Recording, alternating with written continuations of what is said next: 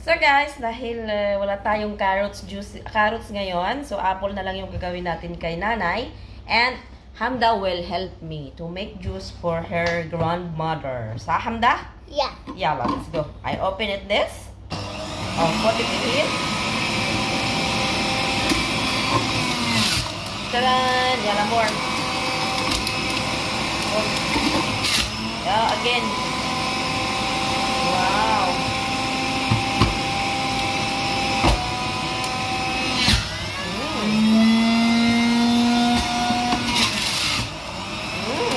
Yalla, put more. Hamda is the one who putting the... Yay! Again. Ooh. Too much juice. You want to drink juice later? No. Because you don't like the juice, apple?